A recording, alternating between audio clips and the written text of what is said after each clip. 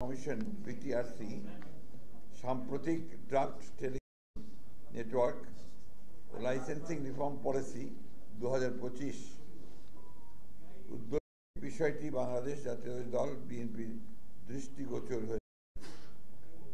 এই উদ্যোগ প্রশংসনীয় হলেও আমরা এই মুহূর্তে এই ধরনের একটা জাতীয় গুরুত্বপূর্ণ ক্ষেত্রে জরুরি করে সিদ্ধান্ত গ্রহণ করার বিষয়ে আমাদের উদ্বেগ প্রকাশ করছি। এই নীতির উদ্দেশ্য হল লাইসেন্সিং পদ্ধতি সহজ করা, প্রযুক্তিগত অগ্রগতি উৎসাহিত করা, গ্রামীণ জনগণের ডিজিটাল অন্তর্ভুক্তি বাড়ানো, যা অবশ্যই ইতিবাচক একটি বিষয়।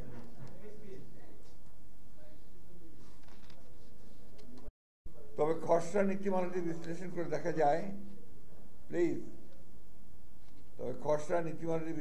দেখা যায় যে এটি গুরুতর সমস্যা রয়েছে। টেলিকম খাতে সমতাভিত্তিক ও টেকসই উন্নয়নে বাধা দিতে পারে। বিএনপি গঠনমূলক মনোভাব নিয়ে এই খসড়ার সম্ভাব্য দুর্বলতা, অস্পষ্টতা এবং বড় মোবাইল অপারেটরদের পক্ষে অধিক সুবিধা পাওয়ার কিছু ধারা তুলে ধরেছে, যা ছোট ও মাঝারি ব্যবসা প্রতিষ্ঠান এবং স্থানীয় উদ্যোক্তাদের ক্ষতিগ্রস্ত। আমরা সরকারকে জানাই এই মূল গুরুত্বপূর্ণ নীতি বাস্তবায়নের আগে তারা যেন পূর্ণাঙ্গ আর্থিক ও সামাজিক প্রভাব বিশ্লেষণ এবং সংশ্লিষ্ট সব পক্ষের এসএমই বিশেষ ভোক্তা সংগঠনের সঙ্গে অংশগ্রহণমূলক আলোচনা করার পর নীতিমালা চূড়ান্ত করেন। বিশেষ করে সামনে জাতীয় নির্বাচনকে সামনে রেখে বিবেচনায় রেখে এই ধরনের একটি জাতীয় গুরুত্বপূর্ণ নীতিমালা এ সময়ে একতরফাভাবে প্রণয়ন করা সমীচীন হবে না বলে বিএনপি বিশ্বাস করে। সম্ভাব্য সমস্যা ও চ্যালেঞ্জ। বাজারে একচেটিয়া আধিপত্যের ঝুঁকি। একাধিক সেবা খাতে মালিকানা রাখার নিষেধাজ্ঞা তুলে নিলে বড় মোবাইল অপারেটররা একাধিক খাতে একচেটিয়া নিয়ন্ত্রণ প্রতিষ্ঠা করতে পারবে।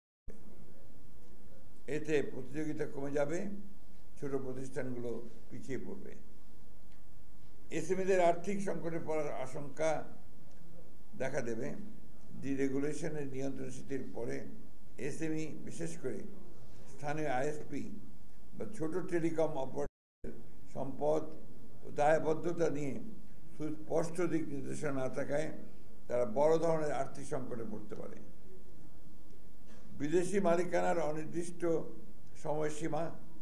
বিদেশি বিনিয়োগকারীদের জন্য মালিকানার সীমা নিয়ে অস্পষ্টতা আছে, যা বিনিয়োগ নিরুৎসাহিত করতে পারে এবং খাতের স্থিতিশীলতা বিঘ্নিত করতে পারে। 2. অস্পষ্ট ও অনির্ধারিত বিষয়।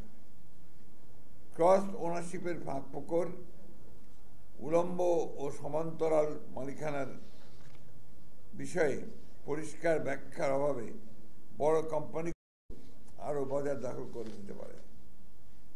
এন্টারপ্রাইজ সার্ভিসের সীমা অস্পষ্ট।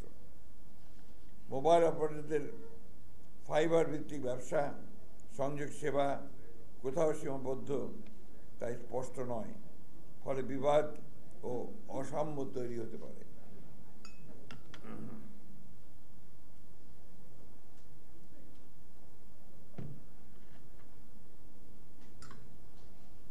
নতুন প্রযুক্তির বিষয়ে স্পষ্টতা নেই।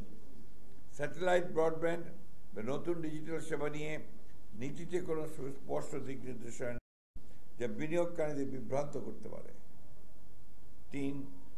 বড় মোবাইল অপারেটরদের প্রতি পক্ষপাত। একক লাইসেন্স বাধা এসএমইর জন্য আইএসপি লাইসেন্স একীভূত করলে বড় প্রতিষ্ঠানগুলো সুবিধা পাবে। এএনএসপি লাইসেন্সে পেমেন্টের উপর নির্ভরতা বড় কোম্পানিগুলোকে এগিয়ে রাখবে। ফিক্সড টেলিকম লাইসেন্স খোলা থাকলেও সারা দেশে সেবা দিতে হবে, উচ্চমান বজায় রাখতে হবে, যে এসএমইদের জন্য চ্যালেঞ্জ হয়ে দাঁড়াবে। বড় কোম্পানির অবকাঠামো আধিপত্য। বড় মোবাইল কোম্পানিকে এন্টারপ্রাইজ ব্রডব্যান্ড বাজারে প্রবেশ করতে দিলে ছোট কোম্পানিগুলো প্রতিযোগিতায় পিছিয়ে পড়বে এবং একচেটিয়া পরিবেশ তৈরি হবে, যা দেশের সার্বিক অর্থনীতির উপরও বিরূপ প্রভাব ফেলবে। নীতিমালায় বিদ্যমান অপরাধের সুবিধা। কিছু নীতিমালায় স্পষ্টভাবে বড় কোম্পানির সুবিধা বজায় রাখা হয়েছে, যা প্রতিযোগিতায় নয় বরং আধিপত্য বাড়াবে। তাছাড়া খসড়া নীতিমালায় লাইসেন্স ফি, শর্তাবলী, কার্যকারিতা ইত্যাদি বিষয়ে বিস্তারিত কিছুই প্রকাশ করা হয়নি, যা স্বচ্ছতার অভাব নির্দেশ করে। আমরা সরকারকে আহ্বান জানাই, এসএমই, প্রযুক্তি বিশেষজ্ঞ, গ্রাহক সংগঠন সহ সব পক্ষকে নিয়ে খোলামেলা আলোচনা করার পর যেন এই ধরনের একটি গুরুত্বপূর্ণ নীতিমালা চূড়ান্ত করার সিদ্ধান্ত গৃহীত হয়। সেই সাথে এই প্রস্তাবিত নীতিমালার একটি পূর্ণাঙ্গ আর্থিক ও সামাজিক পরিণাম বিশ্লেষণ করা হোক।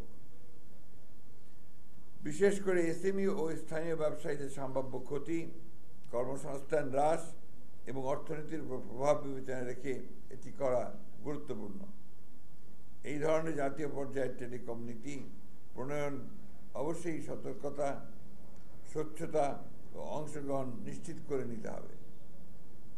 সামনে জাতীয় নির্বাচন থাকায় তাড়াহুড়ো করে সিদ্ধান্ত নেওয়া উচিত হবে না।